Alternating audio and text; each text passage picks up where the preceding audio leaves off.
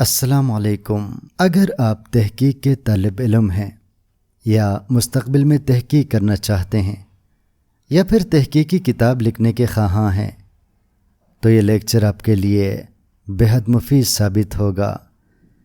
اس lecture کو شروع سے لے کر آخر تک اگر آپ غور سے سنیں گے تو تحقیق کا عمل آپ کے لیے بہت آسان ثابت ہوگا، خاص طور پر کسی بھی فن کا فنی اور فکری جائزہ لینے یا پھر تحقیقی اور تنقیدی جائزہ لینے کے حوالے سے یہ لیکچر انتہائی مفید اور مؤثر ثابت ہوگا۔ تو آئیے آج کے لیکچر کا آغاز کرتے ہیں۔ آج کے لیکچر میں ہم یہ جاننے کی کوشش کریں گے کہ کسی بھی افسانے یا افسانوی مجموعے کا فنی اور فکری جائزہ کیسے لیتے ہیں۔ جیسا کہ ہم جانتے ہیں کہ فن کا تعلق الفاظ سے ہے، فن کا تعلق زبان سے ہے، فن کا تعلق جملوں سے ہے، فن کا تعلق پلاٹ سے ہے، فن کا تعلق عنوان سے ہے، اور فکر کا تعلق اس فن میں، ان الفاظ میں، ان جملوں میں چھپے ہوئے معنی کے حوالے سے ہے۔ فکر کا تعلق مصنف کی سوچ سے ہے، فکر کا تعلق مصنف کی فکر سے ہے۔ لیکن اس قدر مختصر انداز میں فن اور فکر کے بارے میں بات کرنا بہت آسان ہے، اور آسانی کے ساتھ یہ معلومات آپ کو انٹرنیٹ سے مل جائیں گے، اور پہلے سے یہ چیزیں آپ کے ذہن میں موجود ہوں گی۔ لیکن آج ہم انتہائی تفصیل کے ساتھ فنی اور فکری جائزہ کے حوالے سے بات کریں گے۔ سب سے پہلے فنی جائزہ لیتے ہوئے آپ عنوان کی بات کریں گے۔ مثال کے طور پر آپ منشی پریم چند کے افسانے کفن کا فنی اور فکری جائزہ لے رہے ہیں تو سب سے پہلے اس افسانے کے عنوان پر بات کریں گے۔ یاد رکھیں، ایک بہترین عنوان پرتجسس ہوتا ہے اور موضوع کے مطابق ہوتا ہے، اس میں دلکشی ہوتی ہے۔ تمام افسانے کو اس ایک لفظ یعنی عنوان میں سمو دیا جاتا ہے، اور اس کو اگر ہم یوں کہہ دیں کہ دریا کو کوزے میں بند کر دیا جاتا ہے تو غلط نہ ہوگا۔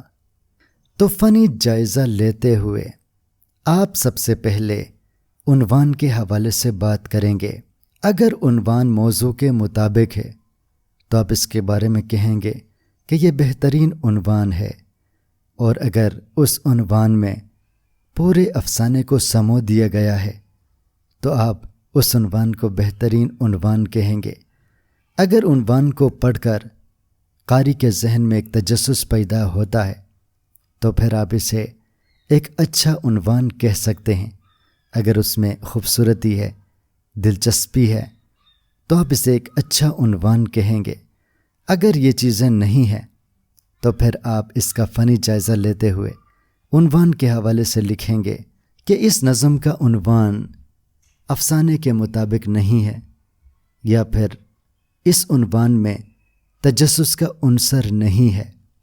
عنوان کے بارے میں بات کرنے کے بعد آپ پلاٹ کی طرف آئیں گے۔ جیسا کہ ہم جانتے ہیں کہ پلاٹ واقعات کی ترتیب کو کہا جاتا ہے۔ کوئی بھی چھوٹے سے چھوٹا افسانہ ہو، اس میں بہت سے چھوٹے واقعات ہوتے ہیں۔ ان واقعات کو کس طریقے سے ترتیب دیا جاتا ہے، یہ افسانہ نگار کا ہنر ہوتا ہے، اس کی مہارت ہوتی ہے۔ ایک بہترین افسانہ نگار اپنے افسانے کے واقعات کو بڑے اچھے سے ترتیب دیتا ہے، جس سے پلاٹ میں کوئی سپیس نظر نہیں آتا، کوئی خلا محسوس نہیں ہوتا، کوئی وقفہ انہیں محسوس نہیں ہوتا، کوئی جھول نظر نہیں آتا۔ اگر تمام واقعات کو اچھے طریقے سے، منظم طریقے سے ترتیب دیا گیا ہو تو آپ کہیں گے کہ یہ پلاٹ منظم ہے، بہترین پلاٹ ہے۔ لیکن اگر واقعات کے درمیان جھول نظر آئے، واقعات کے دوران تسلسل غائب ہو، واقعات کی ترتیب بہترین نہ ہو، تو آپ کہیں گے کہ یہ پلاٹ اچھا نہیں ہے، یہ غیر منظم پلاٹ ہے، یہ ڈھیلا ڈھالا پلاٹ ہے، اور اس حوالے سے آپ کوئی مثال حوالے کے طور پر دے سکتے ہیں کہ اس واقعے کو آخر میں ہونا چاہیے تھا یا اس واقعے کو شروع میں ہونا چاہیے تھا۔ اس کے بعد پلاٹ کے بارے میں بات کرنے کے بعد آپ اسلوب کی بات کریں گے۔ آپ جانتے ہیں کہ اسلوب لکھنے کے طریقے کو کہا جاتا ہے، اس میں زبان بھی آتی ہے، اس میں علم بیان یعنی تشبیہ، استعارہ وغیرہ بھی آتا ہے، اس میں محاورات بھی آتے ہیں، اس میں جملے بھی آتے ہیں، اور اس میں الفاظ بھی آتے ہیں۔ اسلوب کے حوالے سے بات کرتے ہوئے آپ سب سے پہلے زبان کی بات کریں گے کہ کسی بھی افسانے کی زبان آسان ہے یا پھر مشکل ہے، اور پھر آپ تشبیہ و استعارات کی بات کریں گے کہ مصنف نے اس افسانے میں تشبیہات اور استعارات کا استعمال کیا ہے یا نہیں۔ اگر تشبیہ و استعارات انہوں نے استعمال کیے ہیں تو کیسے استعمال کیے ہیں، کیا وہ مثالی ہیں، کیا وہ بہترین ہے۔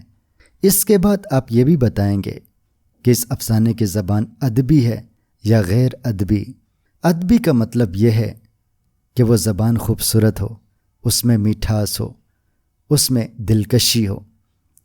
اس کے بعد آپ الفاظ کے بارے میں بتائیں گے کہ اس میں کوئی اجنبی الفاظ تو نہیں ہے، اس میں مشکل الفاظ تو نہیں ہے، اس میں ادھک الفاظ کا استعمال کیا گیا ہے کہ نہیں، اور الفاظ کے بارے میں یہ بھی بتائیں گے کہ ان میں الفاظ کی رفت ہے یا پھر پستی ہے، عام الفاظ استعمال کیے گئے ہیں یا پھر خاص الفاظ استعمال کیے گئے ہیں۔ زبان پر عبور رکھنے والے مصنفین اپنی تحریروں میں محاورات کا استعمال بھی کرتے ہیں۔ اسلوب کا جائزہ لیتے ہوئے آپ محاورات کی بات بھی کریں گے کہ افسانے میں محاورات کا استعمال کس طرح کیا گیا ہے۔ اگر محاورات کا استعمال موجود ہے تو پھر وہ محاورے کیسے ہیں، کیا وہ موقع محل کے مطابق ہیں یا پھر موقع محل کے خلاف ہیں۔ فنی جائزے میں اسلوب کے بعد آپ کردار نگاری کی بات کریں گے۔ جیسا کہ ہم جانتے ہیں کہ کوئی کہانی کرداروں کے بغیر پائے تکمیل تک نہیں پہنچتی۔ افسانہ، ناول وغیرہ، ان میں کردار بہت اہم ہوتے ہیں اور لازمی ہوتے ہیں، اور ظاہر ہے یہ انسان ہی ہوتے ہیں جن کے گرد پوری کہانی گھومتی ہے۔ بہترین افسانے یا بہترین کہانی وہی ہوتی ہے جس میں مثالی کردار ہوں۔ وہ کردار قارئین کو ہمیشہ کے لیے یاد رہتے ہیں۔ لہٰذا کردار نگاری پر بات کرتے ہوئے آپ یہ بتائیں گے کہ یہ کردار زمان و مکان کے مطابق ہیں یا نہیں، یہ کردار مثالی کردار ہیں یا عام کردار ہیں، یہ کردار موضوع کے مطابق ہیں یا نہیں، یہ کردار ہمارے معاشرے سے لیے گئے ہیں یا نہیں، ان کرداروں میں خاص بات کیا ہے، ان کرداروں کی خامی کیا ہے، ان کرداروں میں مصنوعی پن کیا ہے، ان کرداروں میں حقیقت نگاری کیا ہے، کیا یہ کردار ہمارے معاشرے کے عین مطابق ہیں، کیا یہ کردار ہمارے معاشرے میں موجود ہیں۔ ان کرداروں کو پڑھ کر ایسا تو نہیں لگتا کہ یہ مصنوعی کردار ہیں، یا پھر ایسا محسوس ہوتا ہے کہ یہ بالکل حقیقی کردار ہیں۔ کردار نگاری پر بات کرنے کے بعد آپ مکالمہ نگاری پر بات کریں گے۔ مکالمہ نگاری سے مراد وہ بات چیت ہے جو کردار آپس میں کرتے ہیں، ان کی گفتگو کو مکالمہ کہا جاتا ہے۔ آپ مکالمہ نگاری کے بارے میں بتائیں گے کہ کیا وہ کرداروں کی نفسیات کے مطابق ہیں، کیا وہ مکالمے مؤثر ہیں، کیا پیشے کے لحاظ سے جو بات چیت کروائی گئی ہے، جو مکالمے کروائے گئے ہیں، کیا وہ موقع محل کے مطابق ہیں۔ جیسا کہ ہم جانتے ہیں کہ بچوں کے باتیں کرنے کا انداز الگ ہوتا ہے، بڑوں کا انداز الگ ہوتا ہے، پروفیسروں کا الگ ہوتا ہے، مزدوروں کا الگ ہوتا ہے۔ اسی طرح ڈاکوؤں، چوروں، وکیلوں وغیرہ وغیرہ کی بات چیت کا انداز تھوڑا سا مختلف ضرور ہوتا ہے۔ ایک افسانہ نگار نے اپنے افسانے میں ان چیزوں کا خیال رکھا ہے یا نہیں، اس بات کو آپ گہرائی سے دیکھیں گے اور پھر بتائیں گے کہ جو مکالمے اس افسانے میں شامل ہیں وہ موقع محل کے مطابق ہیں، کرداروں کی ذہنیت کے مطابق ہیں، کرداروں کے پیشے کے مطابق ہیں اور کرداروں کی عمر کے مطابق ہیں۔ اگر وہ کرداروں کی نفسیات کے مطابق نہیں ہیں تو پھر اب بتائیں گے کہ افسانے کی مکالمہ نگاری مؤثر نہیں ہے، کیونکہ اس میں فلاں فلاں خامیاں موجود ہیں۔ مکالمہ نگاری پر بات کرنے کے بعد آپ رموز و اوقاف کے بارے میں بھی بات کریں گے۔ جیسا کہ ہم جانتے ہیں کہ جملوں میں الفاظ کے درمیان جو علامات لگائے جاتے ہیں، جیسا کہ فل اسٹاپ ہے، جیسا کہ رابطہ ہے، جیسا کہ خطابیہ ہے، جیسا کہ سوالیہ ہے، ان کو رموز اوقاف کہا جاتا ہے۔ بعض موقعوں پر رموز و اوقاف کا استعمال نہ کرنے کی وجہ سے اکثر معنی میں فرق آ جاتا ہے، معنی میں غلطی آ جاتی ہے، اس لیے ان کا خیال رکھنا بہت ضروری ہے۔ اگر کوئی افسانہ نگار رموز و اوقاف کا استعمال نہیں کرتا تو ظاہر ہے یہ اس کی تحریر کی بہت بڑی خامی ہے۔ اس کو آپ سامنے لانے کی سعی کریں گے اور اس حوالے سے جہاں بھی کوئی خامی نظر آئے، جہاں بھی کوئی رموز و اوقاف کا استعمال نہ کیا گیا ہو، اس حوالے سے آپ کوئی اقتباس ضرور دیں گے تاکہ آپ نے جو بات کی ہے اس کی تصدیق ہو سکے۔ اس کے بعد آغاز و اختتام کے بارے میں بھی بتائیں گے۔ جیسا کہ ہم جانتے ہیں کہ افسانے کا آغاز بہت ہی اہم ہوتا ہے۔ اگر افسانے کا آغاز بالکل فضول سا ہو، اس میں کوئی دلچسپی نہ ہو، اس میں کوئی میٹھاس نہ ہو، اس میں کوئی دلکشی نہ ہو، پھر قاری افسانے کو چھوڑ کر دوسری طرف نکل جاتا ہے۔ لیکن اگر اس کا آغاز بہترین ہو، اس میں تجسس ہو، اس میں دلچسپی ہو، پھر قاری آگے بڑھتا ہے اور پورے افسانے کو پڑھ لیتا ہے۔ آپ دیکھیں گے کہ افسانوں کا آغاز کس طرح کیا گیا ہے۔ اگر اس میں کوئی دلچسپی نہیں ہے، کوئی تجسس نہیں ہے، تو پھر آپ یہ بتائیں گے کہ اس افسانے کا آغاز کچھ ٹھیک نہیں ہے، کچھ درست طریقے سے نہیں کیا گیا ہے۔ افسانہ نگار کو افسانہ شروع کرنے میں مہارت حاصل نہیں ہے۔ اور پھر آپ اختتام کی بات بھی کریں گے۔ اگر کسی افسانے کا اختتام ٹھیک نہ ہو، اچھے طریقے سے نہ کیا گیا ہو، تو قاری ڈسہرٹ ہو جاتا ہے، پھر وہ دوسرا افسانہ نہیں پڑھتا، پھر وہ کوئی اور مجموعہ پڑھنے لگتا ہے یا کسی اور مصنف کی طرف جانے لگتا ہے۔ اس لیے ایک بہترین افسانہ نگار اس بات کا خیال رکھتا ہے کہ افسانے کا اختتام اچھے طریقے سے ہو اور ایسے انداز سے ہو کہ قاری کو دلچسپی محسوس ہو اور وہ دوسرا افسانہ بھی پڑھنا شروع کرے۔ تو اس چیز کو بھی آپ غور سے دیکھنے کے بعد فیصلہ کریں گے یا لکھیں گے کہ افسانے کا آغاز اور اختتام کیسا تھا۔ اگر اچھا تھا تو آپ بتائیں گے کہ افسانے کا آغاز و اختتام بہترین ہے۔ اگر اچھا نہ ہو تو بھی آپ بتائیں گے، اور اس کے لیے بھی کوئی نہ کوئی اقتباس آپ شامل کریں گے اور بتائیں گے کہ اس میں یہ چیز ٹھیک نہیں ہے، یا اس کا آغاز ٹھیک نہیں، یا اس افسانے کا اختتام ٹھیک نہیں ہے۔ اس کے بعد آپ وحدت تاثر کی بات بھی کریں گے۔ وحدت تاثر یعنی کسی بھی افسانے کو پڑھنے کے بعد اگر ہمارے ذہن میں ایک اثر پڑے تو یہ وحدت تاثر ہے۔ وحدت تاثر کا مطلب یہ ہے کہ قاری کا ذہن ادھر ادھر نہیں بھٹکتا، وہ ایک چیز پر فوکس رہتا ہے۔ اگر افسانے میں وحدت تاثر نہ ہو تو یہ افسانے کی بہت بڑی خامی ہے۔ اس کو آپ سامنے رکھیں گے اور بتائیں گے کہ اس افسانے میں وحدت تاثر نہیں ہے، اور جس افسانے میں وحدت تاثر موجود ہو تو بھی آپ اس بات کا تذکرہ کریں گے کہ فلان افسانے میں وحدت تاثر کا عنصر کافی زیادہ ہے اور مصنف نے بڑی مہارت کے ساتھ اس افسانے میں وحدت تاثر قائم کیا ہے۔ تو سامعین کرام، یہ ہم نے جو آپ کے سامنے بیان کیا یہ فنی جائزے کے ذیل میں آتا ہے۔ جس طرح میں نے تفصیل سے آپ کو سمجھا دیا ہے، آپ اگر اس پر مکمل طور پر عمل کریں گے تو نہ صرف آپ کسی بھی افسانے کے حوالے سے بہترین تحقیق کر سکتے ہیں، بلکہ زیادہ سے زیادہ لکھ بھی سکتے ہیں۔ ایک ایک چیز کے بارے میں لکھنا اور ان کو سامنے لانا، ان کے بارے میں اقتباسات شامل کرنا، یہ اس قدر بہترین تحقیق ہے کہ آپ کئی کئی صفحات ایک افسانے کے بارے میں لکھ سکتے ہیں۔ اکثر میں نے سنا ہے کہ ادب کے جو طالب علم ہیں یا تحقیق کے جو طالب علم ہیں وہ اس بات سے اکثر ڈرتے ہیں کہ مقالے کا پیٹ کیسے بھرا جائے، یعنی وہ زیادہ سے زیادہ کیسے لکھیں۔ تو جس طریقے سے میں نے آپ کو سمجھا دیا ہے، اگر اس طریقے سے آپ ایک افسانے پر تحقیق کریں گے، ایک افسانے کا فنی جائزہ لیں گے، تو آپ کو اندازہ ہو جائے گا کہ آپ بہت کچھ لکھ سکتے ہیں، اور جتنا بھی آپ لکھنا چاہیں آپ لکھ سکتے ہیں۔ فنی جائزہ کے حوالے سے بات کرنے کے بعد آپ فکری جائزے کی طرف آتے ہیں۔ جیسا کہ شروع میں نے آپ کو بتا دیا ہے کہ فکر کا تعلق سوچ سے ہے، فکر کا تعلق خیال سے ہے، فکر کا تعلق معنی سے ہے۔ میں نے اس لیکچر میں فکری جائزے کے حوالے سے تقریباً 17 پوائنٹ سامنے لائے ہیں۔ آپ ان نکات کو سامنے رکھتے ہوئے فکری جائزہ لے سکتے ہیں۔ سب سے پہلی بات یہ ہے کہ کس موضوع پر افسانہ لکھا گیا ہے۔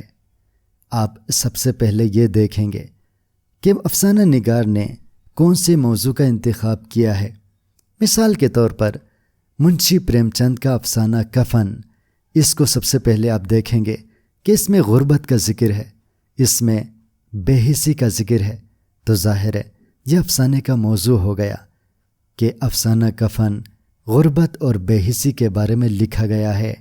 اس کے بعد دوسرے نمبر پر آپ یہ کوشش کریں گے کہ اس افسانے میں کس چیز پر تنقید کی گئی ہے، اور یہ دیکھنے کی کوشش کریں گے کہ مصنف نے کون سی چیز کو سامنے لانے کی سعی کی ہے، کس چیز کو برا کہا ہے یا کس چیز کو اچھا کہا ہے۔ آپ یہ دیکھنے کی بھی کوشش کریں گے کہ مصنف کس سوچ کے حامل تھے، کیا وہ دقیانوسی خیال رکھتے تھے یا پھر وہ خیال کی جدت کے حامل تھے۔ آپ یہ بھی جاننے کی کوشش کریں گے کہ افسانہ نگار نفسیاتی افسانہ نگار ہے یا غیر نفسیاتی۔ یاد رکھیں، نفسیاتی افسانوں میں اکثر ایسی باتیں کی جاتی ہیں جو ذہن کی تخلیق ہوتی ہیں، ذہن کی پیداوار ہوتی ہیں۔ مثال کے طور پر ایک افسانہ نگار کہتا ہے کہ میں نے محسوس کیا کہ میرے سر پر کوئی بڑا پتھر ہے، لیکن تھوڑی دیر بعد مجھے ایسا محسوس ہوا جیسے میرے سر پر کوئی پہاڑ ہے اور میں پہاڑ کو لے کر گھوم رہا ہوں۔ تو اس قسم کے افسانوں کو نفسیاتی افسانے کہتے ہیں۔ تو آپ یہ دیکھنے کی کوشش کریں گے کہ یہ افسانے نفسیاتی افسانے ہیں یا پھر عام افسانے ہیں۔ اس کے بعد آپ یہ بھی دیکھنے کی کوشش کریں گے کہ ان افسانوں میں عہد کی عکاسی کی گئی ہے یا نہیں، یعنی زمانے میں جو بھی حالات تھے کیا مصنف نے ان کی عکاسی کی ہے، ان کو اپنے افسانوں میں بیان کیا ہے یا نہیں۔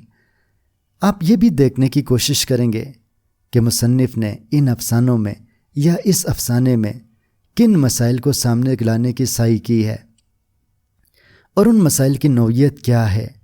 کیا افسانہ نگار بہتر طریقے سے ان مسائل کو سامنے لانے کی کوشش کی ہے، کیا وہ اس میں کامیاب ہو چکے ہیں یا پھر وہ اس میں ناکام ہو چکے ہیں۔ فکری جائزے میں آپ یہ بھی سامنے لانے کی کوشش کریں گے کہ مصنف کی سوچ میں تضاد تو نہیں ہے کہ ایک بات کی حمایت کرتا ہے پھر بعد میں جا کے اس کی مخالفت شروع کر دیتا ہے۔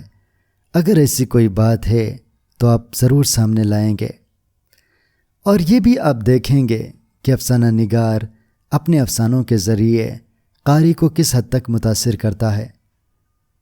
کیا وہ قاری کو وہ سب کچھ سوچنے کے قابل بناتا ہے جو وہ خود سوچ رہا ہے؟ اگر وہ اس قابل بناتا ہے تو وہ ایک بہترین افسانہ نگار ہے۔ اگر وہ قاری کو قائل نہیں کر سکتا اور قاری کو وہ سب کچھ سوچنے پر مجبور نہیں کر سکتا جو وہ خود سوچتا ہے، تو پھر ہم کہیں گے کہ یہ افسانہ نگار جو ہے وہ اس میں مہارت نہیں رکھتا۔ فکری جائزہ لیتے ہوئے آپ یہ جاننے کی بھی کوشش کریں گے کہ افسانہ نگار اصلاحی جذبہ رکھتا ہے یا تفریحی۔ جیسا کہ ہم جانتے ہیں کہ بہت سے افسانے تفریح کے لیے بھی لکھے جاتے ہیں جس میں اصلاح کا جذبہ نہیں ہوتا، لیکن بیشتر افسانوں میں اصلاحی جذبہ پایا جاتا ہے۔ آپ یہ بھی جاننے کی سعی کریں گے، آپ یہ بھی سامنے لائیں گے کہ وہ اصلاحی جذبہ کس قسم کا ہے، وہ کون سے شعبے میں اصلاح چاہتا ہے۔ اس کے ساتھ ساتھ فکری جائزے میں آپ یہ بھی سامنے لانے کی سعی کریں گے کہ مصنف پر کون سے عوامل اثر انداز ہوئے۔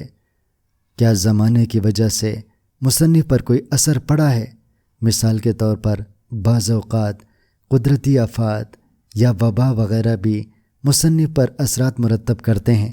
اگر ایسا کچھ ہو تو آپ اقتباس کے ساتھ اس کو سامنے لائیں گے۔ فکری جائزہ لیتے ہوئے آپ مصنف کے فکر کی بلندی کو بھی واضح کریں گے کہ مصنف کی سوچ بڑی تھی یا چھوٹی، مصنف کی فکر رفعت کا درجہ رکھتی تھی یا پستی کا درجہ۔ اس کے ساتھ ساتھ آپ یہ بھی جاننے کی سعی کریں گے کہ مصنف اور دوسرے افسانہ نگاروں میں کیا مماثلت ہے، اور یہ بھی دیکھنے کی کوشش کریں گے کہ مصنف کی فکر ادھار تو نہیں۔ اس کا مطلب یہ ہے کہ بعض اوقات ایک مصنف کسی دوسرے مصنف کے خیال کو سامنے رکھ کر افسانہ لکھتا ہے، اور خیال اور مرکزی خیال ہو بہو وہی ہوتا ہے، لیکن الفاظ اور کرداروں کو تبدیل کر کے نیا افسانہ بناتا ہے۔ اگر افسانے میں یہ چیز شامل ہے تو اس کو بھی آپ بیان کریں گے اور اقتباس کے ذریعے اس کی دلیل بھی پیش کریں گے۔ اس کے ساتھ ساتھ آپ یہ بھی جاننے کی کوشش کریں گے کہ مصنف کی فکر کا تسلسل قائم ہے یا نہیں۔ ایسا تو نہیں کہ شروع میں مصنف کسی ایک چیز کی حمایت کرتا ہے لیکن اس کا تسلسل نہیں ہوتا، آگے جا کر وہ اس کی مخالفت شروع کر دیتا ہے۔ فکری جائزہ لیتے ہوئے آپ یہ جاننے کی سعی بھی کریں گے کہ مصنف کی فکر مثبت ہے یا منفی، اور اس کے ساتھ ساتھ فکر کے لحاظ سے افسانے کی درجہ بندی بھی کریں گے کہ فکر کو سامنے رکھتے ہوئے اس افسانے کا درجہ بلند ہے یا پھر یہ پستی کا شکار ہے۔ تو سامعین کرام، یہ تھے 17 نکات جو فکری جائزے کے حوالے سے میں نے آپ کے سامنے رکھا ہے۔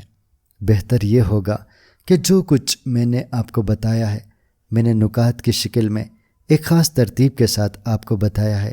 آپ یوں کریں کہ ان تمام چیزوں کو اپنے ساتھ لکھیں، اور لکھنے کے بعد جب آپ ایک ایک چیز کے بارے میں تحقیق کریں گے تو آپ کے لیے بہت آسان ہوگا، اور ایک ایک افسانے کے حوالے سے آپ اس کا دگنا نہیں اس کا تگنا بھی لکھ سکتے ہیں۔